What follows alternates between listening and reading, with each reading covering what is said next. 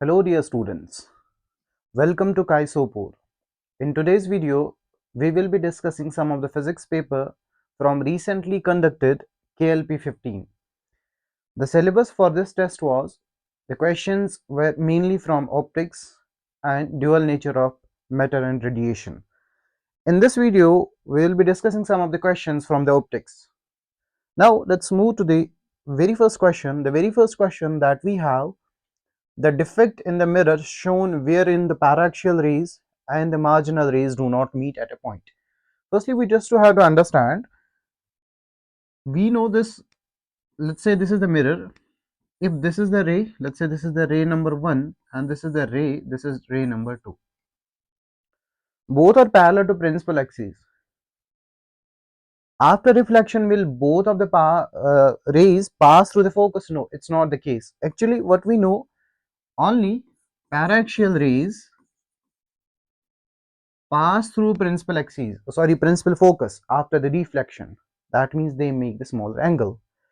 So if the mirror, let's say here in we say we can see this the mirror over here, concave mirror. ये concave mirror में दो rays fall हो रही है. Let's say this is the mirror ray number 1 and this is the ray number 2. What you observe, this ray is going over here and this ray after reflection is going over here. So this mirror has incapability कि ये दोनों paraxial rays और marginal rays को एक particular point पे converge कर सकता है. It's not able to do so. It's actually what we call as the defect in the mirror, and that is what we call as the spherical aberration. हमने coma भी पढ़ा, हमने astigmatism भी पढ़ा, ये ह्यूमन आई में होता है. क्रोमैटिक एब्रेशन ये होता है कि when it's not, ये लेंस में जनरली होता है. Suppose this is the lens और हमने सपोज ये एक रे कोई भी let's say red, so it's able to focus red over here. Now if I am making blue ray incident on this mirror, on this lens was supposed to converge it on the same point but it's not able to do so. ये क्या करेगा, इस blue रे को यहाँ पे converge करेगा.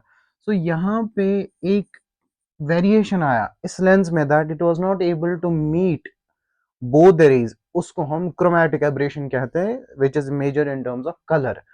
तो ये वाला जो डिफेक्ट है किसी भी मिरर में, it's what we call as spherical aberration, जहां पे पैराक्सियल रेज और मार्जिनल रेज को एक मिरर एक ही पर्टिकुलर पॉइंट पे कन्वर्ज नहीं कर सकता है. Now let's move to the next question. The question is, the focal length of the concave mirror is f. we have a concave mirror, fine. Now it's this side polished, okay. An object is placed at a distance x from focus. Object है, let's say this is the focus और object को यहाँ पे रखा गया, let's say at a distance x. Now what is being asked, the magnification is. Now हमारे पास बहुत सारे फॉर्मूलाज होते हैं मैग्निफिकेशन के, अगर ऑब्जेक्ट डिस्टेंस गिवन है या इमेज डिस्टेंस गिवन है. सो वी नो मैग्निफिकेशन के लिए formula m equals to f minus u. अगर ये इन टर्म्स ऑफ v होता, दैट्स द इमेज डिस्टेंस, हम लिखते थे m f divided by v minus f. अगर हम यहाँ पे इस कॉन्सेप्ट को देखें, जो मैग्निफिक focal length that's f, this is the focal length. Now ये जो ऑब्जेक्ट डिस्टेंस है, वो ऑब्जेक्ट डिस्टेंस यहाँ से लेके यहाँ तक कितनी है, ये वाली डिस्टेंस तो फोकल लेंथ है f, तो ये ऑब्जेक्ट डिस्टेंस कितनी होगी, that is actually f plus x. Fine, using the proper science over here. तो अगर हम इस कॉन्सेप्ट को सॉल्व कर ले तो we will get f divided by f minus f plus x. f से f cancel, so what we are going to get, f divided by x. So f divided by x will be its correct option. ये जो हमारा magnification आ गया. Now moving to this question. The question is from the multiple image concept. हमारे पास question given है, to get 3 images of a single object, one should have 2 plane mirrors as. देखिए हमने 2 plane mirrors को लिया है, fine, ये plane mirrors है, और हमसे पूछा गया है कि हमें 3 इमेजेस ऑब्टेन करनी है. देखिए हमने ये नंबर ऑफ इमेज वाला कॉन्सेप्ट पढ़ा है. अगर हमें ऑड इमेज ऑब्टेन करनी है तो जिस एंगल पे हमें रखना होता है, सपोज हमें कॉन्सेप्ट क्वेश्चन में गिवन है, we are suppose to get 3 images. So 3 images obtain करने के लिए we know the number of image is the number of images is 360 divided by the theta angle between two mirrors -1. This is for odd images. अगर हमारे पास even images होती तो even number of images 360 divided by theta directly. अब हमारे पास कितने हैं 3 images, तो ऐसा कौन सा थीटा है जहां पे ये वैल्यू जो है 3 आ जाए, ऑड आ जाए, तो we will directly do 360 divided by 90 minus 1. So 360 divided by 90, that is 4. 4 minus 1 is 3. So what we are supposed to do, the angle जो होना चाहिए वो 90 होना चाहिए in order to get the 3 images of the plane mirror. Now moving to this question, when an object is placed between f and 2f, बहुत ही simple सवाल है. ये हमारे पास लेंस है और हमने कहाँ पे रखा है, हमको जो ऑब्जेक्ट रखना है that is supposed to be kept in between, this is f and this is 2f. Object कहाँ रखना है, बिटवीन दीज टू. तो हमें पता है ये इमेज रियल है और ये हाईली मैग्नीफाइड है, तो ये हाईली मैग्नीफाइड है, that was its answer. Now this is the question. An object is placed at a distance 40 centimeter from concave mirror of focal length 15 centimeter. देखिए हमें पता है mirror formula, fine. So 1 divided by f, what we are supposed to calculate, the image is formed at, हमें image distance निकालनी है, तो 1 divided by f using the proper sign conventions. तो focal length given है I guess question में, that is -15 equals to 1 divided by v, that is to be calculated 1 divided by u is nothing but -40. Now what we are supposed to calculate v, so what we will get, 1 by 40 minus 1 by 15 equals to 1 by v. So we know we can take, now we can take directly as 120 as LCM, so that will give us 3 minus 8 divided by 120 equals to 1 divided by v, so that comes up to be 5 divided by 120, 1 divided by v using the proper signs.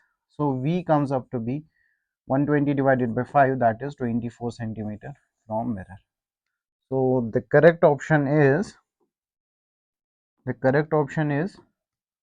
option number A.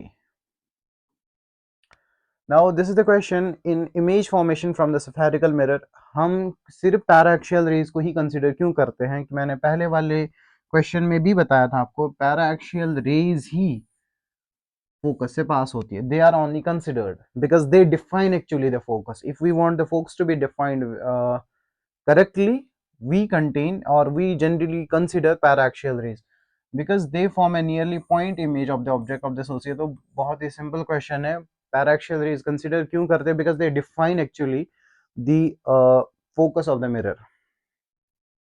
Now moving to this question, the question is, a plane mirror may form a real image, a plane mirror forms a virtual image of the object if the object is real.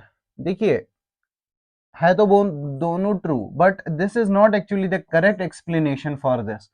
They both seem to be true, but that is not actually the correct explanation for the real image formation. Real image formation के लिए हमारे पास बहुत सारा data है, so if we will discuss that, that will make the video lengthy. Now we do have the question that the green light of the wavelength is this much and this is incident on an air glass interface. So we have the glass, this is air and that is glass. इस interface पे एक green light incident है. Refractive index गिलास का 1.5 है. The wavelength of the light in the गिलास, हमें पता है actually this is transparent medium, this is transparent medium. What will happen over here, it's the refraction. जब रिफ्रैक्शन होगा तो वेवलेंथ चेंज हो जाएगी, wavelength speed actually changes. Now wavelength किस हिसाब से चेंज होती है, it actually depends upon the refractive index of the medium. तो जो वेवलेंथ होगी लाइट की इस मीडियम में, that is actually wavelength of the medium air में कितना था डिवाइडेड बाय इसका रिफ्रैक्टिव इंडेक्स. इसका कितना रिफ्रैक्टिव इंडेक्स है, दैट विल एक्चुअली जज दी वेवलेंथ जो लाइट की होगी जब इस मीडियम पे पर्टिकुलर मीडियम में आ जाएगी. तो जो हमें निकालना है that is lambda m. Lambda air में कितना था, 5460 divided by 1.5. So everything is in Armstrong, so this is not correct, ये तो एक्स्ट्रा हो रहा है क्योंकि हम डिवाइड में 1.5 कर रहे हैं, 1.5 नियरली हाफ होता है, तो by simple elimination method we can do this as the correct option. Now we do have this question: a fish looking up through a water sees outside the world contain a circular horizon. If the refractive index of the water is 4 by 3 and the fish is 12 centimeter below the water surface, the radius of the circle. अच्छा, ये हम इसको generally हम कहते हैं COI, what we call as circle of illuminance. Question समझते हैं question कह क्या रहा है। क्वेश्चन कह रहा है एक फिश है which sees outside world contained in a circular horizon if the refractive index of the water, अच्छा ये at this the fish is at this depth, जो डेप्थ है वो this much है, I guess 12 centimetre, 12 centimetre. Now और water का refractive index है that is 4/3, let's say this is the fish over here. Fine the radius of the circle, हमसे ये radius पूछा गया है, दिस रेडियस। देखिए हम जब सर्कल ऑफ इल्यूमिनेंस कॉन्सेप्ट पढ़ते हैं वहां पे हम इजीली इसको डिफाइन भी करते हैं बाय यूजिंग स्नेल्स लॉ। तो हमें पता है जो सर्कल इस जो ये रेडियस होता है that is actually equal to h divided by height divided by refractive index square minus 1। जो ये रेडियस होता है सर्कल ऑफ इल्यूमिनेंस का that is actually equal to this height, ये हाइट पे डिपेंड करेगा, divided by the refractive index minus 1। अब height कितनी गिवन है दैट इज 12, रिफ्रैक्टिव इंडेक्स की कोई यूनिट होती नहीं है और रिफ्रैक्टिव इंडेक्स आई गेस 4/3 है, 4 divided by 3 whole square minus 1, so that comes up to be 12। ये 3 ऊपर जाएगा, एक्चुअल में ये रूट ये ऐसा बन जाएगा 16 माइनस 9 रूट 9, रूट 9 3 वो इधर मल्टीप्लाई हो जाएगा, so that comes up to be 36 divided by under root of 16 minus 9 that is 7, so we will see 36 divided by √7, so this seems to be correct option। ये value हमें, ये formula जो है हमें पता होनी चाहिए। Now moving to this question, the question is again a beam of monochromatic light is refracted from vacuum। देखिए वैक्यूम का रिफ्रैक्टिव इंडेक्स जो है ना वो 1 है, into the medium of refractive index 1.5, अब it's entering in some other medium which has a refractive index 1.5, तो quite obvious light is going from rarer to denser। जब लाइट जाती है rarer to denser what happens, the wavelength actually reduces. Let's say इसमें air में कितनी refract इतना, so actually we know medium में जो वेवलेंथ होती है वो actually this wavelength in air divided by the refractive index of that particular medium।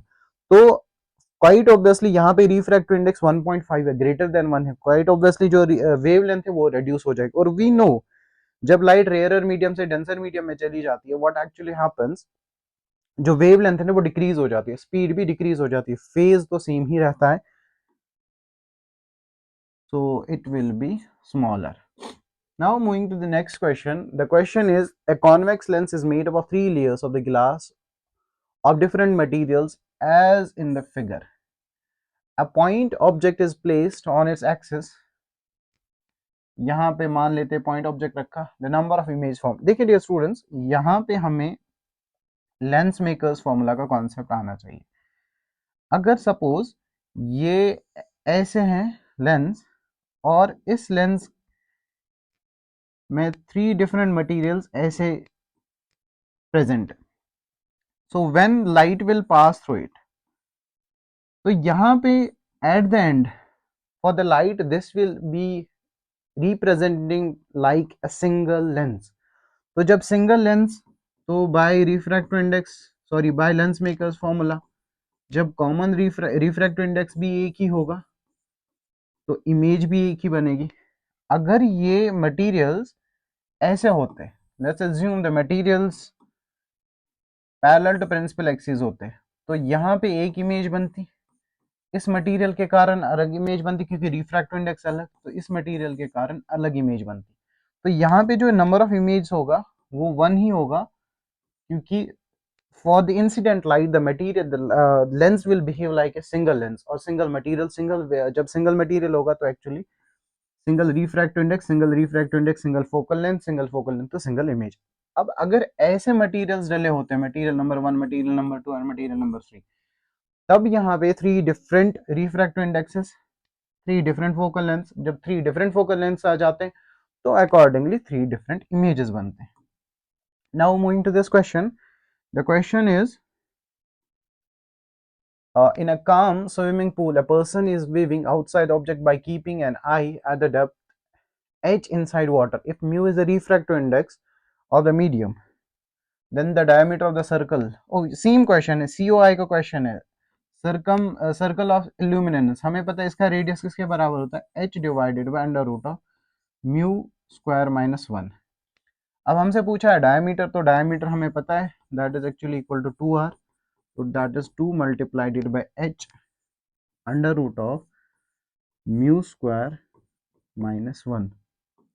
तो let's check the options, options है 2h under root mu square minus 1, C as the correct option.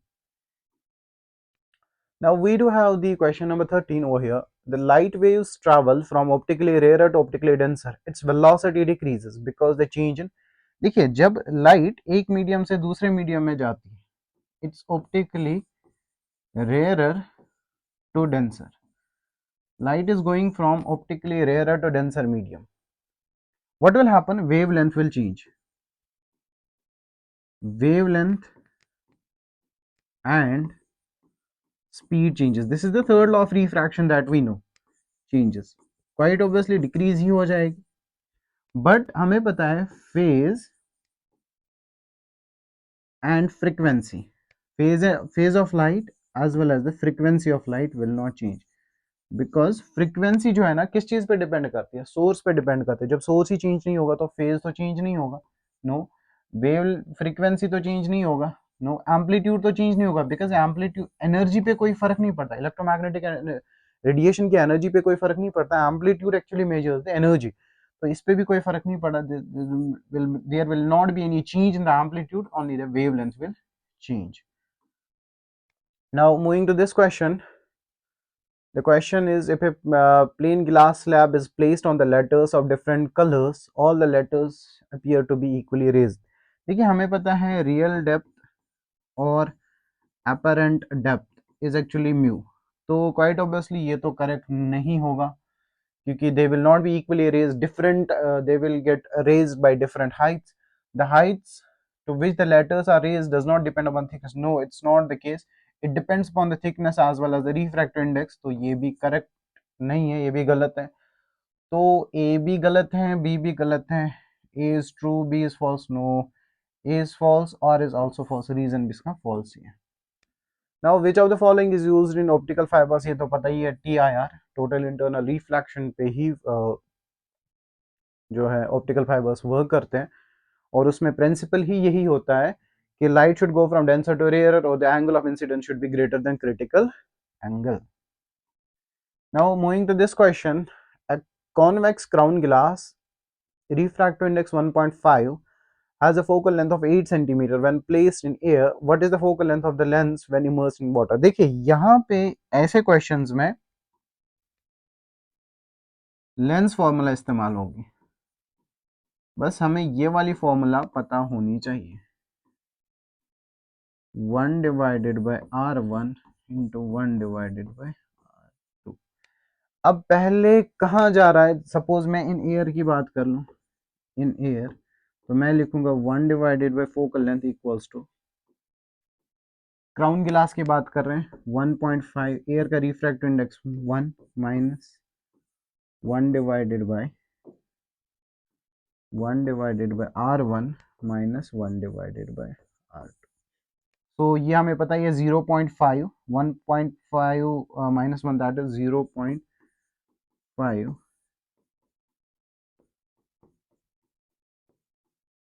Now question कह रहा है कि what is its focal length when it is immersed in water. अब इसकी focal length को f2 मान लेते हैं, इसको f1 मान लेते हैं.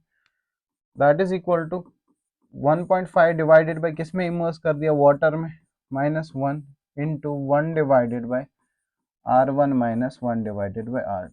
ये वाली फोकल लेंथ जो है f1, f1 क्वेश्चन में गिवन है, that is actually 8 centimetre. Okay, so 1 divided by f2, that is 1.5 divided by